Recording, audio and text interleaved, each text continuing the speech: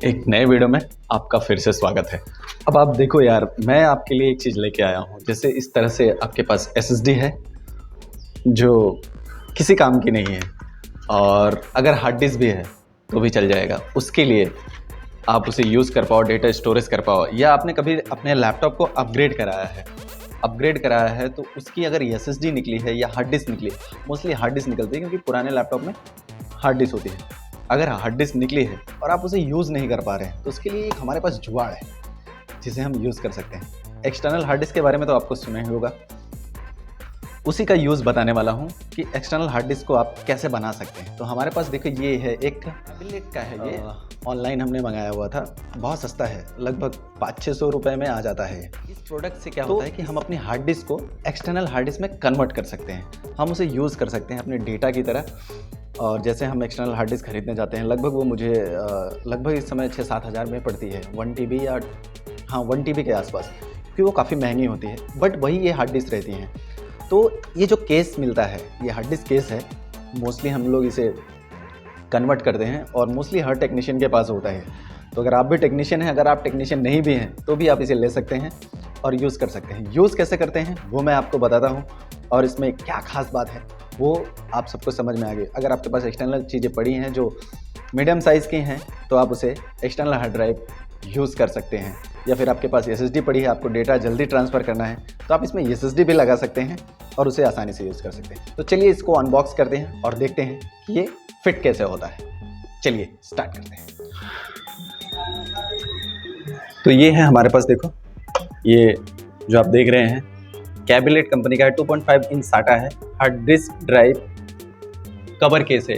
तो इसी ड्राइव को हम लोग बनाने वाले हैं, इसी केस को हम लोग इस हार्ड डिस्क में फिट करने वाले हैं, हार्ड डिस्क को फिट करने वाले हैं, और इसी को हम एक्सटर्नल हार्ड ड्राइव बनाने वाले हैं। अगर आपके पास भी पड़ी है तो चलो सबसे पहले इसे हम अनबॉक्स कर लेते हैं कि इसके अंदर क्या क्या मिलता है हमें।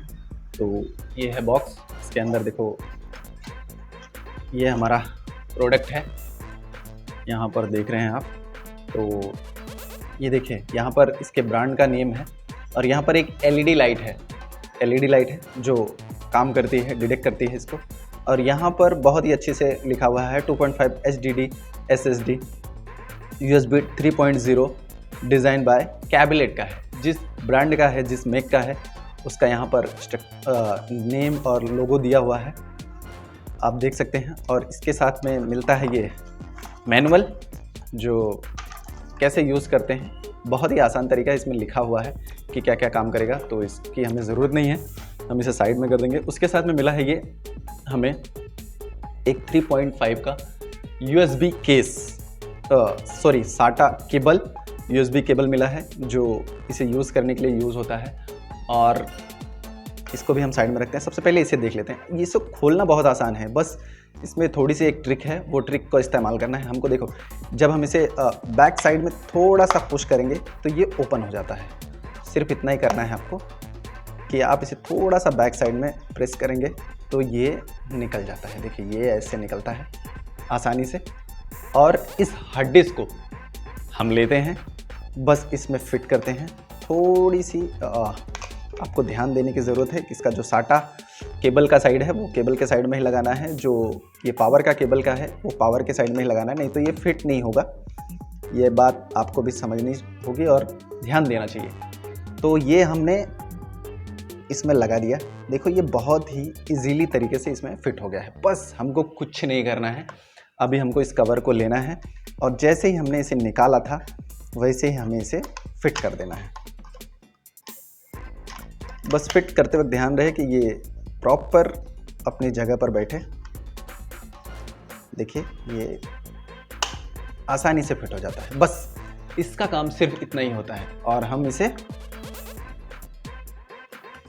ऐसे कनेक्ट करेंगे और इसे हम अपनी पीसी में या लैपटॉप में या किसी भी USB ड्राइव में इसे हम लगा सकते हैं, यूज़ कर सकते हैं, और बहुत ही आसानी तरीके से लग जाता है। तो मैं आपको लगा के दिखाता हूँ कि ये लगता कैसे है। ये है हमारा पीसी और ये है हमारी वो डिवाइस जो हमने हार्ड डिस्क को लगाया है। बस आपको इसमें ऐसे लगाना है और USB को USB को इसमें प्लग इन करना है। और जैसे प्लग इन करेंगे आप देख रहे होंगे यहाँ पर एक इंडिकेटर आने लगा है पावर का, मतलब हमारी SSD चालू हो गई है। अगर ये डिटेक्ट कर रही है, ब्लू कर रही है, तो हमें समझ में आ जाना चाहिए कि हमारी हार्ड डिस्क हो या SSD हो, वो काम कर रही है। अब हम इसे अपने PC पर देख सकते हैं। तो चलो मैं PC पे भी आप लोगों को दिखा देता हूँ कि ये हमारे साथ में कैसे कनेक्ट हो गई है। तो देखिए ये PC पे भी आ चुका है हमारे, मैं आपको दिखा देता हूँ वो हार्ड डिस्क जो हमने लगाई है। और देखिए यहाँ पर आ गया है वो 1 TB के हार्ड डिस्क। ये इसमें हमने जो डेटा रखा था वो सारे डेटा इसमें है। तो इस वीडियो में सिर्फ इतना ही आपको दिखाने की ज़रूरत थी। बाकी ये कैसे यूज़ होता है, ये कैसे काम करता है, बस आप जान गए हैं। और इसमें ज़्यादा कुछ सोचने और समझने की ज़रूरत नहीं है। तो यार दोस्तों, इस वीडियो में इतना ही। आपको अगली किसी वीडियो में दिखाएंगे कि और भी कोई प्रोडक्ट हम ऐसे लाएंगे जो आमतौर पर लोगों को यूज़ होता है। हालांकि वो समस्याएं बहुत छोटी रहती हैं लेकिन हम समझ नहीं पाते हैं। तो इस वीडियो में इतना ही। देखो हमने एक केसिंग को लेकर हमने एक एक्सटर्नल हार्ड डिस्क बनाई है जिसमें आप डेटा कैरी कर सकते हैं। अगर आप यूट्यूबर भी हैं जो आपको डेटा बहुत सारी ज़रूरत पड़ती है, PC में अगर उतनी जगह नहीं है, तो आप इस तरह से आपके पास कोई हार्ड डिस्क पड़ी हो, ये बड़े साइज़ में भी आता है। जो बड़ी वाली हार्ड डिस्क होती है डेस्कटॉप पर लगती है, उसमें भी मिलता है ये, उसका भी केसिंग मिलता है। तो कोशिश करो कि आपके पास जो हार्ड डिस्क हो उसकी केसिंग ले लो और एक्सटर्नल ड्राइव के लिए यूज़ करो।